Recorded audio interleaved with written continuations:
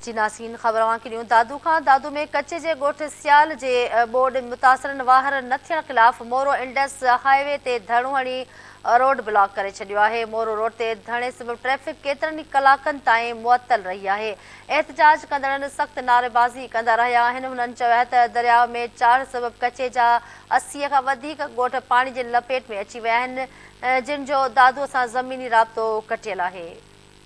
ख़बर ॾियूं पिया दादू खां दादू में कच्चे जे ॻोठ सियाल जे बोर्ड मुतासिरनि वाहर न थियण ख़िलाफ़ मोरो इंडस हाईवे ते धरणो हणी रोड ब्लॉक करे छॾियो आहे।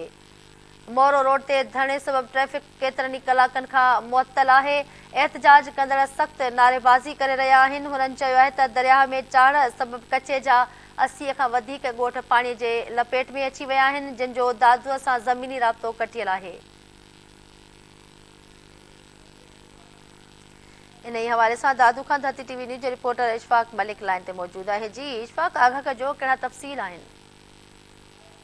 जी बिल्कुलु तव्हांखे ॿुधाईंदो हलां त हींअर बरसातुनि खां पोइ जेको सिंधू दरिया में चाढ़ आयो आहे उन कच्चे वारे इलाइक़नि जा 80 खां वधीक जेकी ॻोठ आहे उन्हनि खे पाणी जे लपेट में आणे छॾियो आहे। ज़िले इंतिज़ामिया पारां उन बोर्ड मुतासिरनि खे कंहिं बि क़िस्म जो को रिलीफ न ॾिनो वियो आहे, न ई उन्हनि खे ॿाहिरि निकाल करणु बरसाति मुतासिरनि खे कंहिं महफ़ूज़ हंधनि लाइ ॾांहुं को ॿेड़ियूं फ़राहम कयूं आहिनि। उन जे वाहर न थियण ख़िलाफ़ु अॼु मोरो इंडस हाईवे ते गुलाम सरवर चांडियो, ज़मीर चांडियो, साहिब चांडियो, महरम चांडियो जी अॻुवाणी में इंडस हाईवे ते टायरनि खे बाहियूं ॾेई धरणो हणी वेही रहिया ऐं ज़िले इंतिज़ामिया ख़िलाफ़ सख़्तु नारेबाज़ी कई आहे। हुननि जो इहो बि चवणो त बोर्ड सबबि असांजा कचा घर जेकी आहिनि उहे ड्रही पट थी विया आहिनि। असां ॻोठनि में फाथल आहियूं, असांजा सवें ॿारड़ा जेकी आहिनि उहे रेस्टो में मुबतला थी विया आहिनि।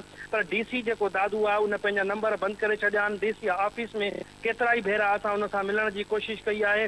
चूंडियल नुमाइंदनि असांखे ख़त लिखी ॾिना आहिनि त तव्हां DC सां मिलो, तव्हांखे टेंट ऐं राशन फ़राहम कयो वेंदो, पर DC जेको आहे उहो असां सां मिलण लाइ तयारु न आहे। हिननि सिंध हुकूमत खां इहो मुतालबो कयो आहे त असांखे ॻोठनि में ॿेड़ियूं फ़राहम कयूं वञनि ऐं असांखे स्कूल में जेके रिलीफ कैंपूं क़ाइमु कयूं वञनि उन्हनि तरफ़ असांखे मुंतक़िल कयो वञे त जीअं हीअ हलंदड़ बरसाति जे दौरान असांजूं जानियूं बची सघनि। हिननि जो इहो बि चवणो हो त जेको हिते टेंट ऐं राशन आहे सिंध हुकूमत तरफ़ां त बरसाति मुतासिरनि लाइ ॾिनो वियो आहे, पर जेको DC आहे उहो पंहिंजे मनपसंदि माण्हुनि खे नवाज़े रहियो आहे। राति जे टाइम ते DC ऑफिस मां लखें जेके बरसाति मुतासिर आहिनि उहे वाहर लाइ वाझाइनि था, पर हे राति जे टाइम ते ट्रैक्टर जेको टैक्सुनि ज़रिए ख़बर न आहे त केॾे सामान मुंतक़िल कयो वञे थो। जी